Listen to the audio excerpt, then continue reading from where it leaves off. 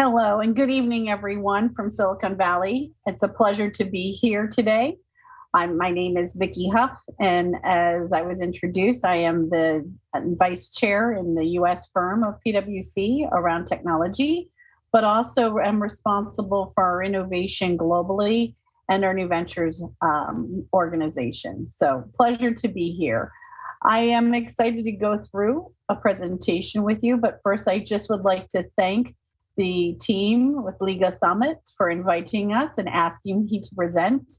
I have been to Sao Paulo a number of times, and I'm a huge fan of the country and the culture and diversity of Brazil. So being with you today is an honor. I only wish that I was there in person. So thank you very much.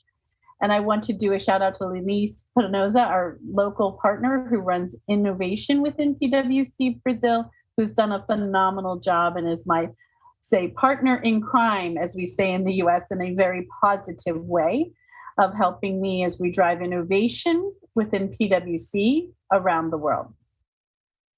So today I'm here to talk to you about a really fun topic, which is what is going on in the world of innovation for starters, and give you an overview of what we're seeing. And then after that, we'll talk about what we've done from an innovation standpoint within PwC and some hard lessons I've learned and what works really well for us to give you some thoughts to take away. So with that, I'm going to go ahead and get started. We like to refer to this as unicorns, creators, cryptos, and more. We look at the 2020s as being the roaring time in the 2020s for tech, and we think we're just getting started. So let's talk about it. But first, actually, let me introduce myself. So by background, I'm a 30-year veteran with PwC, but more importantly, I'm also the mother of two phenomenal teenage children, my daughter, Maddie, who's 12, and my son, Andy, who's 14.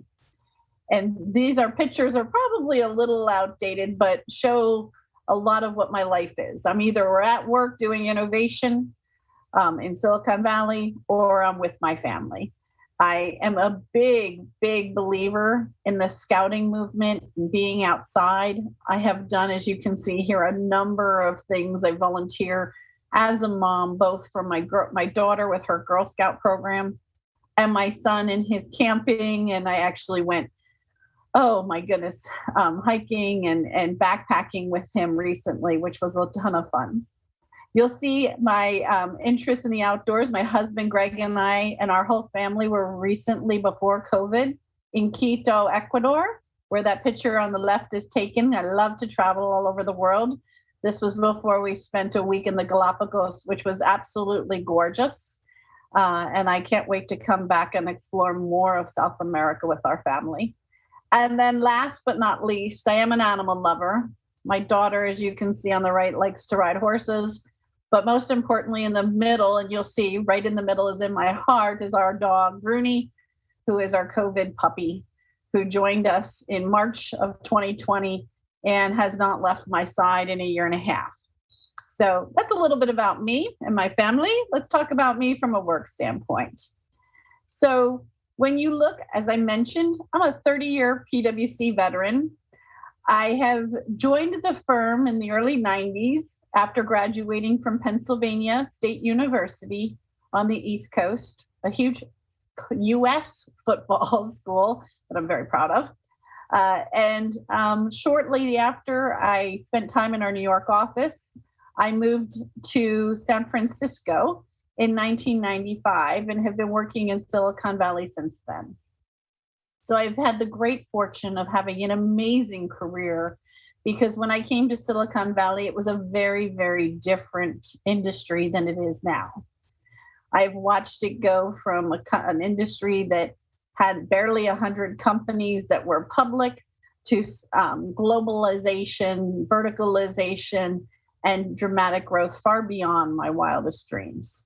And the saddest part for me right now is I can realize we're just getting started. As you look into where I was at, after a number of years, I started spending more time on the consulting side.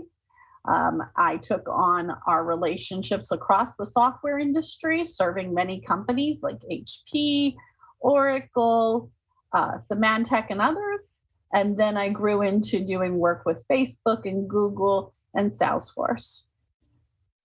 I also recently, or 10 years ago, took on the global role and have traveled all over the world, as I mentioned, including multiple times down to Sao Paulo, being responsible for our technology, our entertainment and media, and our telecom cons.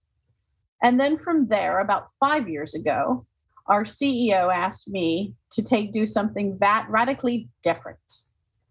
He had a vision on how do we start to codify our IP that is traditionally with our consultants into software that we can offer as part of our offerings to our clients. This is something that we had not traditionally done as a firm. And I started from ground zero, set up an incubation team, similar to a lot of what Liga does with a number of companies, but worked on it internally. I hired about 200 to 300, I guess, over the time period of people from Silicon Valley and built out everything from digital demand generation through engineering, customer support, and services. It has been an amazing experience, and we're now taking it more broadly to global markets. So it's quite fun.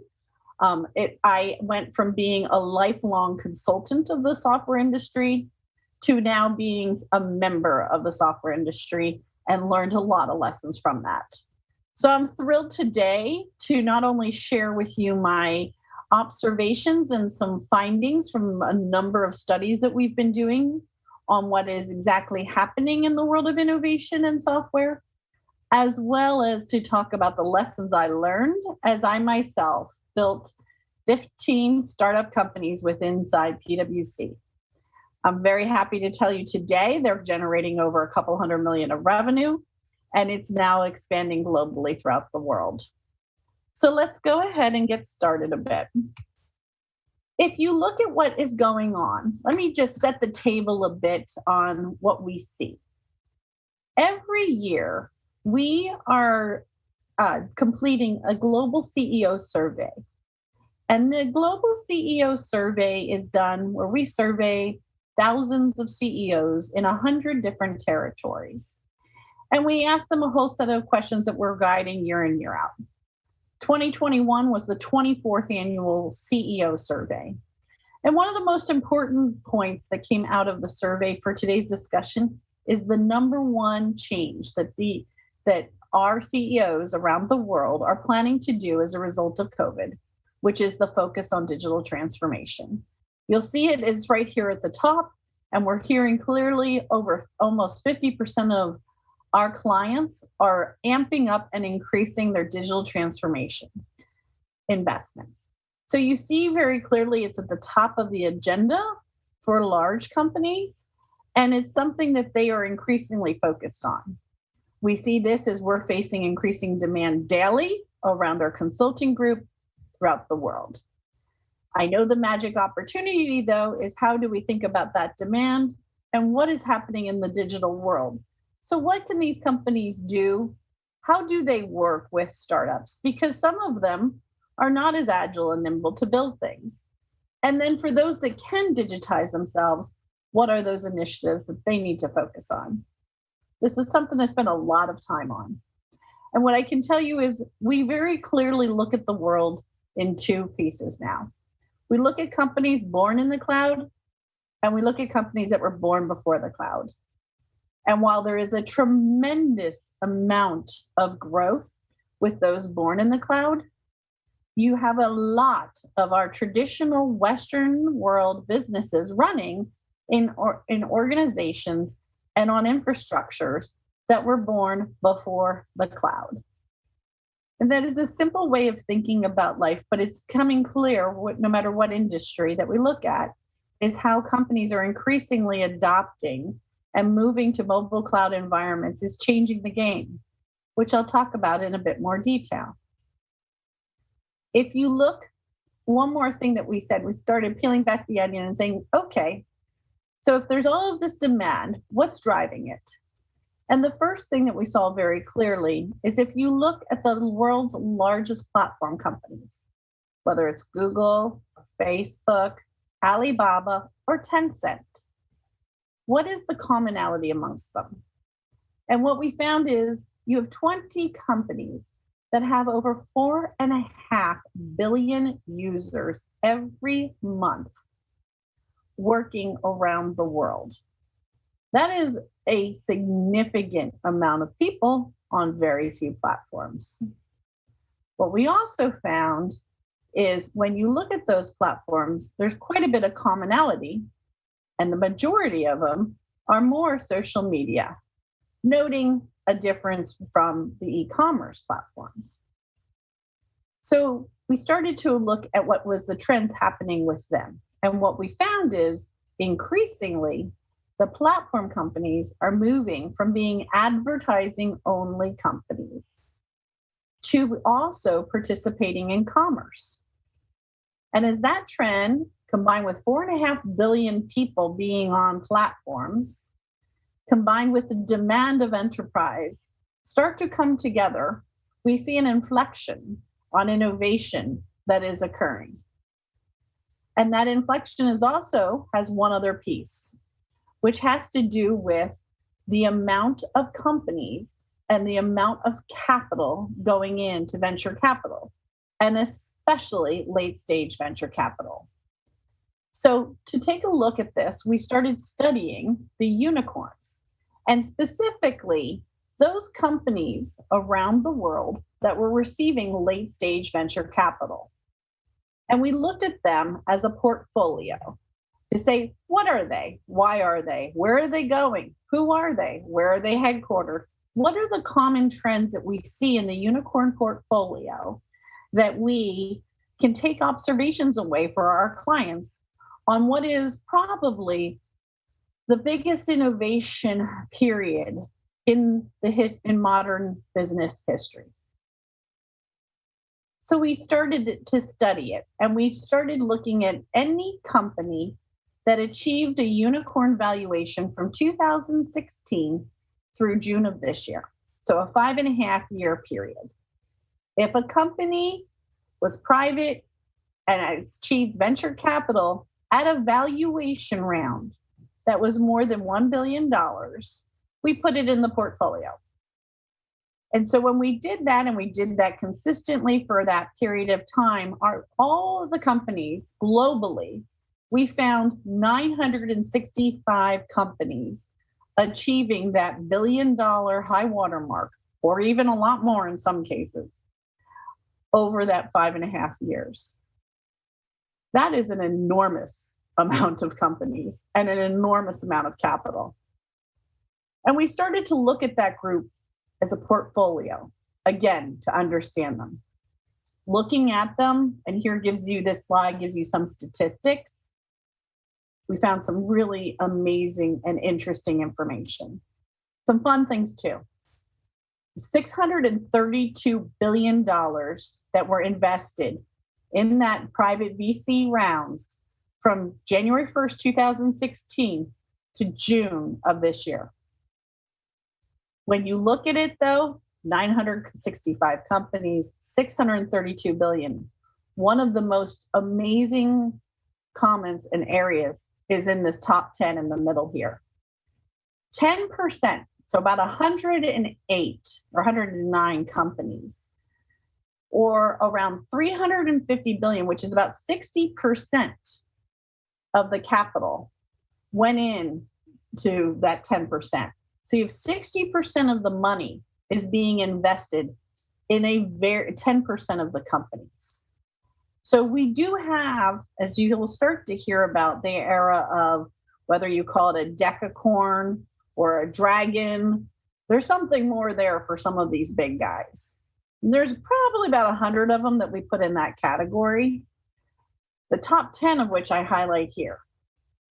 Ant Financial alone received $85 billion of venture capital during this period. You also see Didi, Uber, Lyft, the taxi cab companies, Joule working with marijuana as it gets legalized in the United States. A lot of people's favorite, and I know a really favorite one in Brazil is ByteDance. Interestingly, this is just ByteDance. Another 5 billion went into its Chinese sister that is really the local version of TikTok, Kaisho. You have WeWork, Meituan, Grab, Airbnb, and Robinhood rounding out the top 10. Again, the interesting thing is really looking at the amount of capital that went into such a small number of companies. But so much more than that on the big guys. 80% of the companies, not surprising, are headquartered between the US and China. And that's really that factor of those platform companies I mentioned earlier, and the technologies these companies are being built on and how they're being funded by them. However, there is a growth happening in Brazil we'll talk about in a minute. And I think that it's just getting started. The other couple points I'd highlight that I think is really important is only 28% of these companies have gone public or have participated and exited through M&A. That means you still have 72% of the 965 companies that are yet to do that exit round and are still growing and maturing. So all of this is fun, and I'm going to talk about the industries in a bit more in a second. But the reason why we started really focusing in on this group is what we realized in looking only at late stage venture capital. And I think this is an important point because I'm talking to people who very much understand this industry. This does not include venture capital that's early stages. So you will have some much bigger numbers if you include the early stage venture capital. But looking only at those that achieve these monster large rounds in late stage venture capital is giving us an indication of what ideas, what solutions are really scaling for enterprise and scaling for markets, and what trends are occurring today that will be in the 2020s, which gets back to what we're focused on, which is unicorns, creators, crypto, and more. What happens in the 2020s? Interestingly, and at a similar point, is what was not in here. What was not included and what is not receiving that late stage hyper scale valuations yet were a couple of areas, crypto being one of them. Interestingly, there are one or two or three, there's new banks, there's digital consumer financial services, there's a few digital wallet companies, but generally speaking, crypto is not in the late stage scale yet. I've talked to a few venture capitalists in our neighborhood, including Andreessen Horowitz, and they actually confirmed and said, yep, scale-wise, we're talking probably 7 to 10 years till you're really going to hit scale with it. We also looked at the amount of crypto actually being invested in these companies. And when we compared on a relative basis, the US dollar value of those investments, they were right. The crypto is in a hype cycle right now. It's here to stay, but it's in a hype cycle and we'll go through a lot of ups and downs till we get there. Another area that we didn't see in here was around 5G. We see the building out of robotics. We know that 5G is an incredibly important investment made by telcos all over the world to power all of this. But to see the ecosystems of 5G companies is still something that is in the early stage venture capital. So there's a couple of other areas I'll hit on shortly, but it was interesting to see what was there and what wasn't. And we have a little bit more here to go through on it for you. So when you look, let's talk about that. There we go. Let's talk about Brazil. I am so excited because when we looked at Brazil, you saw a number of companies that were actually unicorns headquartered from Brazil. And yes, we're not talking about as many as the US and China, but I am not worried because you see an increasing growth As you'll see in this middle column here, of the 8 companies that are unicorns, you'll see the majority of them achieved that level of valuation 2019 or later.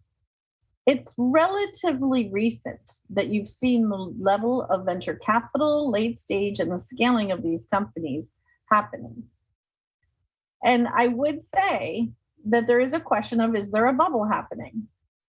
I think there is in certain places, but I'll highlight this is late stage venture capital. Not everything succeeds in venture capital.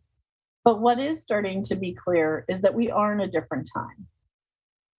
So when you look at the Brazilian portfolio, you'll see very similar things as I'm about to hit on from an industry. What are the key things? Well, one of the key things that we learned was that every single industry had investments going on. Venture capital is no longer just technology and semiconductors. It has verticalized itself. The number one leading vertical that is receiving late stage venture capital, and the number one unicorn holder from a technology standpoint is fintech. And you see that in Brazil with Nubank, Quinto Andar, Loft, and Creditas. So when you look at these companies, what you're seeing is the evolution of the platforms. As platform companies increasingly go into commerce, there is a massive demand that has occurred for payments. As increasingly more and more digital payment companies show up, they're learned that you can actually move all of your consumer financial state services into more platform type businesses and started creating their own platforms. And this first started in China and then in the US, and now has evolved across the world. Nubank being one of the early leaders and a phenomenal example of really starting to test, evolve, and innovate in the digital banking space. So you see that consumer side of financial services really evolving. The other, from an industry standpoint, another example would be in entertainment and media, an area where, after having been to Sao Paulo and seeing the number of television show channels that you have, I'm very well aware of how excited and how much the Brazilian market enjoys entertainment and media.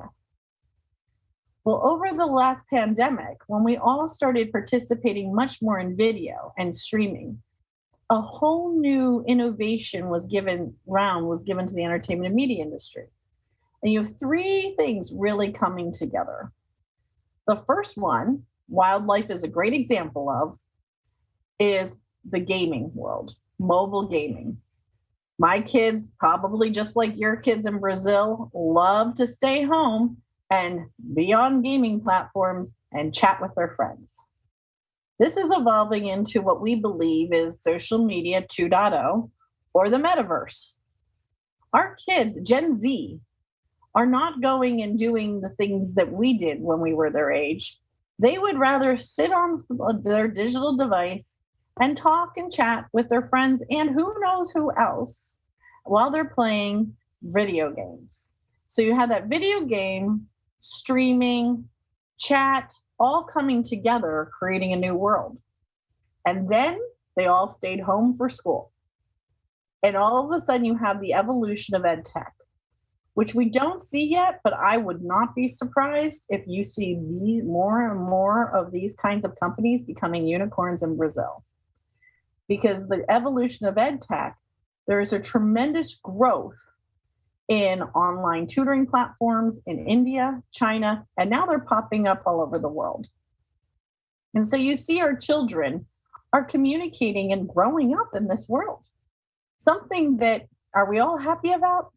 Probably not, but it is the world they're in. And the Gen Zs and the millennials are really pulling this new opportunity around innovation for entertainment and media. So another industry that you see changing. The next one, digital commerce. There are digital commerce innovations happening all over the world.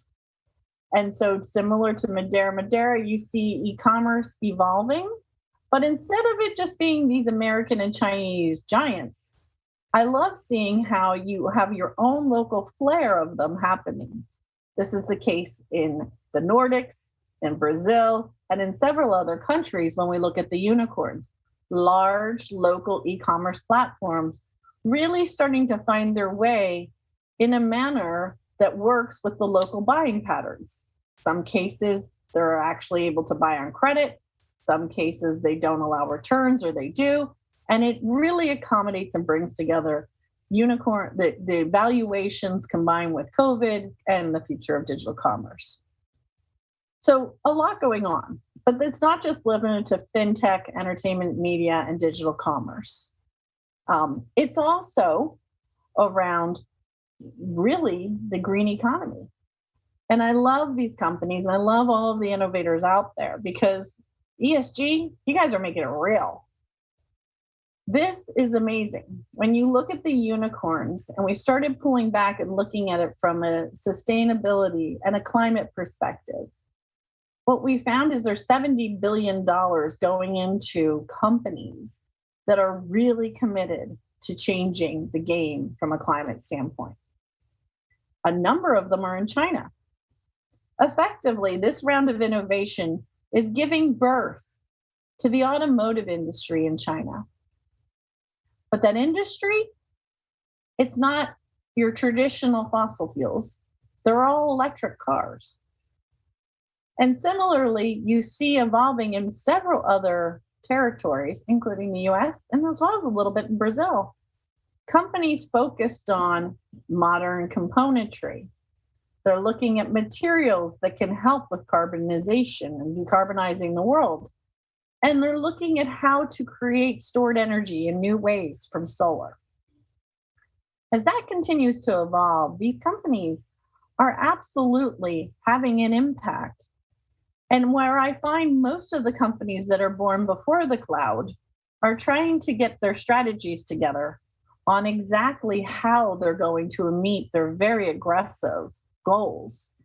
These companies are doing it, and they're the ones that are going to make the difference. When you look from a standpoint around the industries, you will see not as much in health, to be honest with you. Health does have it, but the actual pharmaceuticals, interestingly, all of the technology we learned from the vaccination process over the last year or two, they don't have the late stage yet in drugs. They're early stage, and the early stage is growing quite a bit in health, but late stage just is not here yet. So the last one that I'll hit on is around the tech industry itself. It's not sitting tight.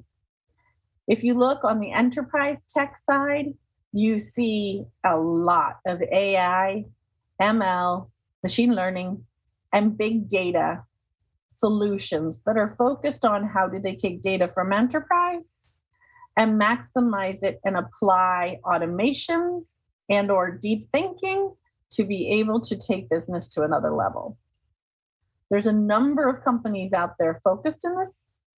And it is an exciting time because we continue to see business leverage automations. Interestingly, and frankly, a little bit on the disappointing side, we don't see as much with cyber. Cyber has only about 10 billion of the 630 billion of investments. This is actually quite disappointing because we all know we're in a very different world. This year alone, there are 10,000 drones being launched in the United States.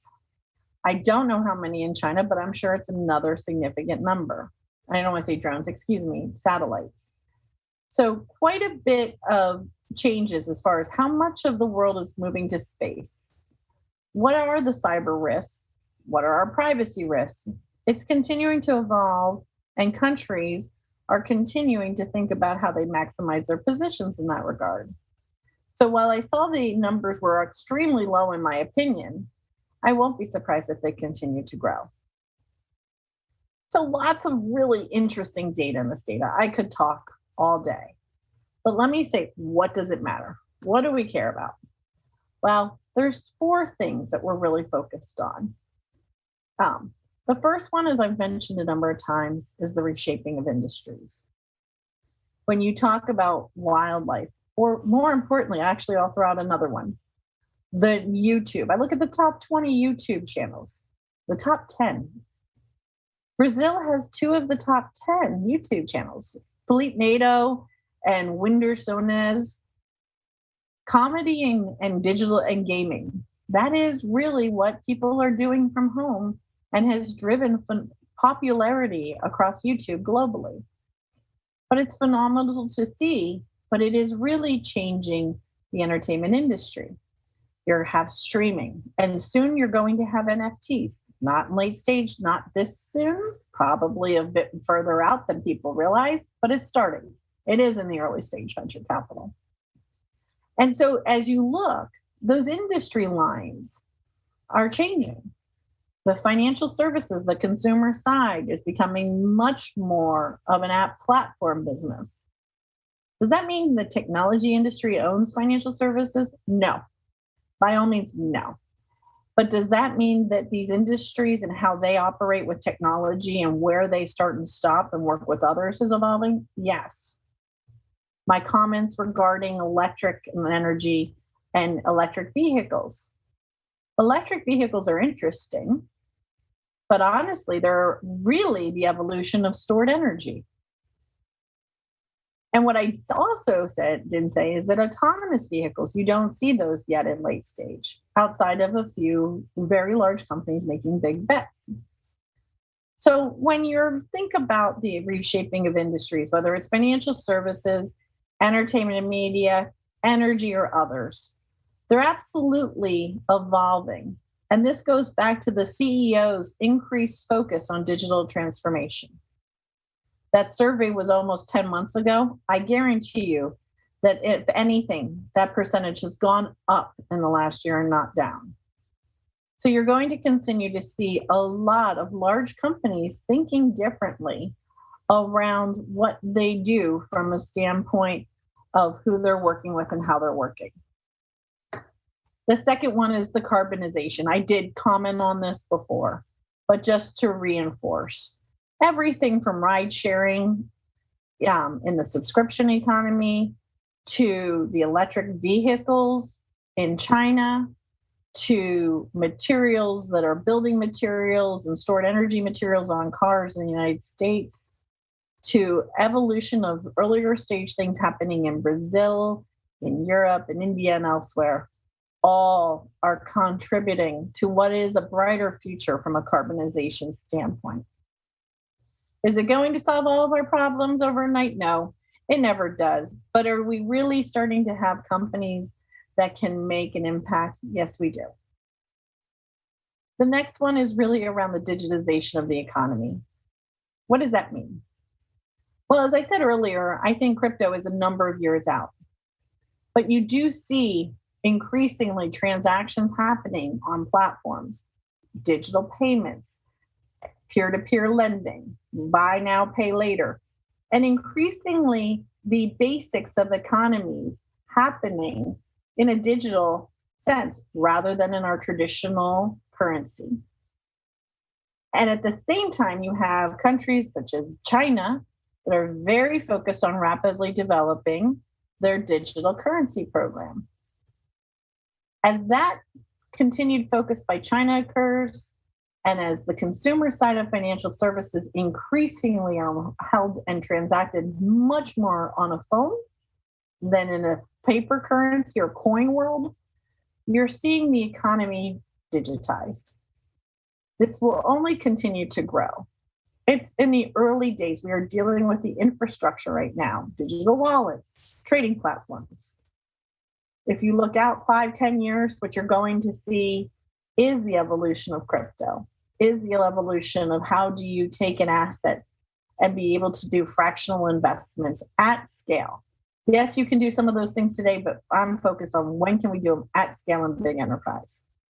So the digitization of the economy is another very large trend that we see coming. So when we look across and we think about that, we look at across the board, the infrastructures of all of the future digital economy are really being laid, whether it's that electric vehicles, whether it's the economy with payments, whether it's perhaps teledoc or how you stream and gaming and in the metaverse. You have the foundation for the next 50 years. It's being put down right now. So it's an incredibly exciting time. And yes, it's a very scary time. And yes, there will be times when you will see at some point, this party, we're spending more money than ever, will stop. But the amount of innovation that is coming out of this is unlikely to stop in its impact in this decade, and will be incredibly interesting to observe and participate and grow and change it. So I personally am so excited for organizations like those associated with this Liga Summit, because you are our future, and the future is very bright for this world. And so let's get started. So let's talk about what you do about that, especially if you're a big company. How are you going to react? That's us. If you're a small company, what's the opportunity? So I'm going to spend the next few moments talking a little bit about what I've done over the years and what I've learned. Going back to where I started, as I mentioned, 5 years ago in building out our product-based business within the world's largest professional services firm. Well, I was looking at how we take a lot of what we do today and code it into software. And we were doing that as one of our first strategies on how are we reacting to what we saw in the coming innovation and disruption. And how do we prepare our consultants to be much more comfortable with asset-based assets as part of their delivery model that are made up of software versus just their traditional know-how? We needed to do that to make sure they were still competitive, and it was a big focus of my effort. At the same time, I had to build something from scratch that had never been done. I was one of those companies. I was a fossil fuel burning car company looking at electric vehicles saying, what am I going to do and how do I get started? And so what I did was we started with a portfolio, and we took a group of about $50 million of capital, and we started investing it. We looked at over hundreds of pitches, and we ultimately invested in about 28. We did that with a focus that we didn't think they would all make it. We expected only 4 to make it to scale out of the 28, out of the 200 pitches that we heard. And we did that expectation based upon meeting with a number of venture capital firms and looking at their performance. And that scale was no meaning a moonshot, just helping the firm in how they evolve into technology-based offerings. I'm proud to say out of the 23 that we funded, we actually got 8 into the market, sold 2 off, 6 are still with us today that have scaled. So it's phenomenal. And we've taken all the lessons from that initial portfolio and have done multiple portfolios since then. And what we've learned as a firm is really how much important the digital world is and how we need a set of assets that help us work and engage with our client base in a new way, in a digital way that they expect. And all I can say is thank God we did it, because we started in 2016. And when we hit COVID, we really had some unique assets that we could change how we were working with our client base. And we're still growing and learning. And it'll take another 10, 20 years till we really get to true global scale. But every year we're getting better and we're learning more. And that is how you evolve. That's how software companies are built, as many of you know. And that's how we're learning and evolving as well. We're no different. Having said that, there are some things that I learned along the way that were really important and really valuable that are helpful, whether you're a startup or a big company looking at this. And there were 3 specific that I want to hit on today. So let's get into them. The first one was really around promoting citizen-led innovation. So what does that mean, citizen-led innovation? Well, one thing we know at the firm is that our people have a far better understanding that are out with our clients every day of what's going on in the world on the ground than we in the center do. I didn't want to make any decisions from a center standpoint. I wanted to have the young people driving innovation lead me to what the answers are. And so we focused on building a really diverse group of teams in every one of our teams that we look at. And we really try and equip them with the knowledge and the expertise and empower them to try different things and culturally lead through our innovation programs. We celebrate this not just from a product standpoint at PwC, but in everything we do. We have now trained our 275,000 employees globally on how to be digital citizens. We have upskilled them with a number of different tools and techniques and trainings that help them be much more digital. And we've taken the digital acumen in our firm from a very low level up. We have work to do? Absolutely. Does everybody understand all the innovation I just commented on? Nope. But we continue to grow and roll and evolve. And one thing is we have turned this in a yes, we can culture, which I think is significant for our future. The other piece that I can say is we celebrate it every year through our innovation challenge. We're about to have our next innovation challenge, and every year we're getting increasing number of entrants, and the sophistication of the solutions that are coming in globally are phenomenal. It's actually becoming quite more difficult to be a judge on it. We just finished our 10th year, and we had 350 solutions that were submitted by almost 5,000 innovators all over the world. And I'm starting this year's right now. So it's exciting. We celebrate it. We make sure that our concept of innovation and the importance of being a digital citizen is front and center in what our people learn and know. And the really cool thing is now we've added a commitment of ESG to that. So we're taking those modern thought leaders and we're equally doing the same thing and equipping them with the knowledge and the know-how of what is the latest and greatest that we see from an ESG standpoint to make them the most well-rounded, innovative professionals that are there from a market standpoint. So taking care of our citizens is job one. So that's where we start. Phenomenal. Really, really key. Without them, you wouldn't get where you're going. Second area was following your markets. This one is my biggest passion. I had early days, I had the great fortune of having a lot of friends that were VCs, product developers, new, big and small companies, give me advice on what to do. And I'll never forget one of the VCs who said, you know what your customers want? I said, I think I do. He's like, you have to ask them. And what I learned is the number one most important thing that I bet everybody here knows is getting that customer validation. Really figuring out how to get product market fit and really engaging customers on a regular basis is so incredibly important. We made that, not financials, our number one guideline on whether we made investment decisions or not. We demanded our investment teams go out and interview not one, not two, but 10, 20, 50, 100 clients and understand, and or people that weren't clients, and understand really what was going on in the market. And we never, ever stopped those interviews. And what happened over time was by letting our clients lead the way, we found the solutions. We went from 23 to 8. And we used the guidelines and the feedback that we were getting from the market to make those decisions. If our clients weren't buying, we weren't invested.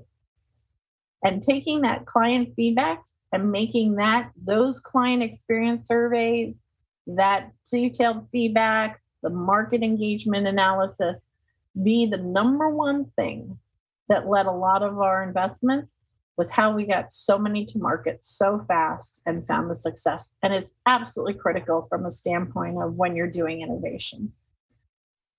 The last piece that I'll leave you with is really partnering. And this is where you can see the big companies coming together with the small companies. And so when you look at the big and the small, what we found was on the big side, it was incredibly important for us to be able to find small companies, innovative technologies that we could team with. A great example was in one of our AI bookkeeping products. When we learned on one end, we needed digital cloud general ledgers, the likes of Xero or QuickBooks or NetSuite. So cloud-based GLs that we could leverage. And so we looked to them as business partners. Equally were those transactions, those payment transactions, collection companies, and others that were starting up and really early stage venture capital, but had a great market position that could help us in innovating in different parts. And so we had our view on bookkeeping and how we really wanted to do the AI part of the bookkeeping and the entries. But by teaming with all of these other innovators in the ecosystem, we were able to offer a much broader end-to-end solution, get to market faster, gain clients faster through those relationships, which was absolutely critical, and bring different value points without spending the money. It worked out incredibly well. Those product teams that did this the most were the fastest to market.